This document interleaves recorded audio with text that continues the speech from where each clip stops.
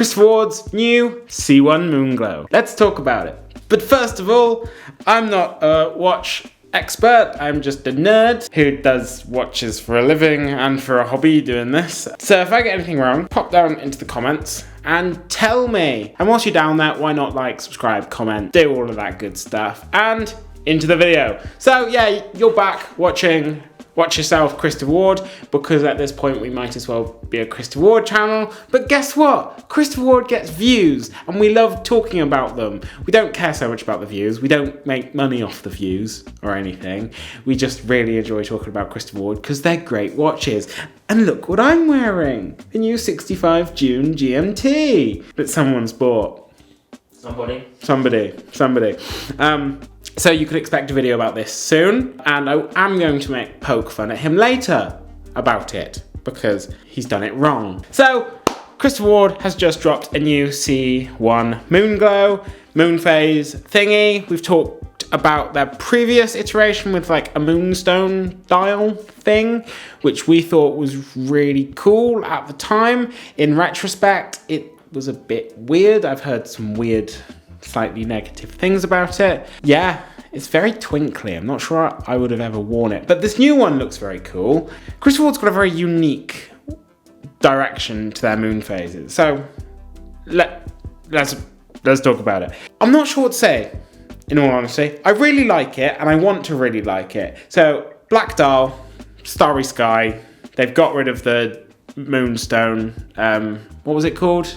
The blue sparkly stuff, the midnight blue sparkly stuff. Instead, they've replaced it with a smoky sapphire dial with twin moons. So one moon is orbiting the top half of the dial, the other moon is in smoky suspense on the bottom half of the dial. It's a bi-lunar orbit, I guess, on the dial. It's very nice, looks very cool. Apparently the moon phase, or it'll be accurate in representing the phase of the moon for 128 years, which you've got to respect. That's sick. What's also very cool is both moons, they've upped the lume on them. So they are now lumed with grade X1 WLC1 Super Luminova. That's a mouthful, but it means your moon's gonna sparkle. So it's a diving moon phase.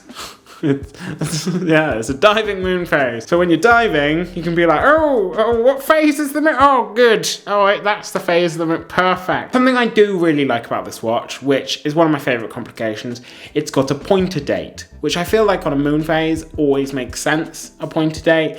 And here, it's the inner bezel. It's a 1 to 31 scale. And then there's a fourth hand, which just points at the date, pointer date. Very Oris, big crown-esque. Love it. Well done, Christopher Ward.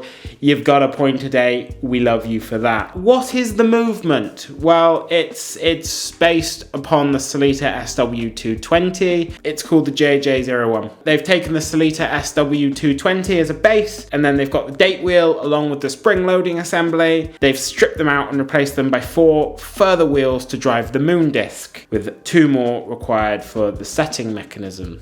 Okay? Good. So they've jiggled around with the Sellita movement. I don't mind it. It looks very nice, as ever with Christopher Ward. They've got a really beautifully decorated rotorweight, except it's black and steel, so it looks even cooler, matching the moony, nighty aesthetic more. It's cool. Would I wear it? No. I like more traditional moon phases, something I've realised since we made the last Christopher Ward moon phase video. It's very nice, it's very cool.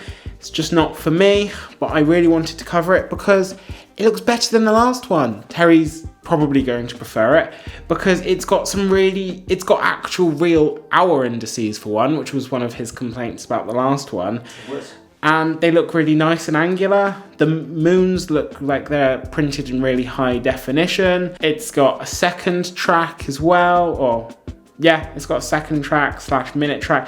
It's just really nice. It looks really, really cool. So the parts of the dial that are loomed are obviously the minute and hour hand, not the second hand. You've got the month track on the inner bezel that's loomed, and the moons and the hour batons as well. It's pretty sick. What's the case size? I've forgotten to mention that. It's 40.5mm, so it's a nice case size. 38-hour power reserve. It's obviously a black dial, made in stainless steel, standard things. The thickness is 12.9mm, the lug to lug is 47.9mm. It weighs 68 grams without a strap, and its water resistance is 30 meters. So maybe it's not a diving moon phase, as I joked about with the loom. Would be funny though. Imagine having a proper diving moon phase. That would be funny. What's the customizability options? Because that's something we always talk about with Christopher Ward. What are they? You either get the consort bracelet with the satin finished 1st, 3rd and 5th links and the polished 2nd and 4th links, or you can get a Vacona leather strap that's black with some sort of grey contrast stitching. On the bracelet, this watch costs £2,120. So for Christopher Ward, that's a fair whack of change. Or for the Vacona leather, it's £1,995. If you have any sense, as ever, with Christopher Ward, you will go for the bracelet. Terry. So this watch belongs to Terry, and it came on this.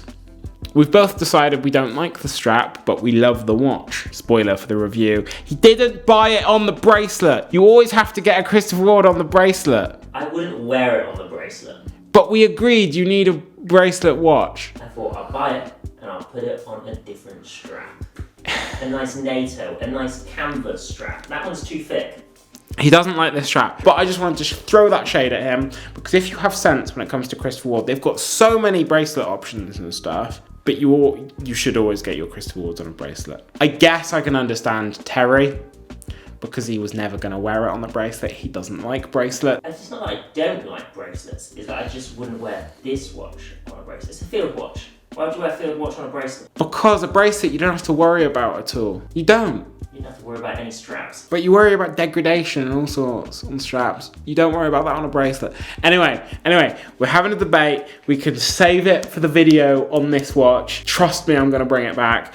But what's your opinion of this watch, Terry? The C1 moon phase. Moonglow. I don't like the stars.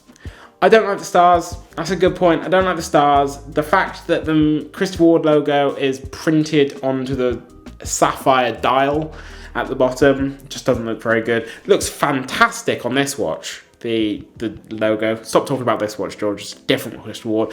Yeah, it just doesn't look great. And then on the dial, they put caliber JJ04 as well. I don't like that. It's a moon phase. They should have just kept it simple. I think this watch would be so much nicer if they got rid of the logo on the dial, similar to what they did with the Belcanto, no logo on the dial. For me, it's just a bit busy. It is just a bit busy. I think it would have been better without the smoky second moon going along the bottom, just keeping it moon phase and just one moon phase and a pointed date with no logo would have been a lot classier. I like the watch. It's just not for me. Those are the things I would have done differently to make me wear it. I'd love to see one in person, as ever. But I still think it's a great value proposition. It's a lot in Christopher Ward's catalogue, but they've done a lot of work to the movement and a lot of work to the dial to justify it. So it's apples and oranges. Let me know whether you like this watch down in the comments. And whilst you're down there, why not like and subscribe, like I always say, and watch yourselves.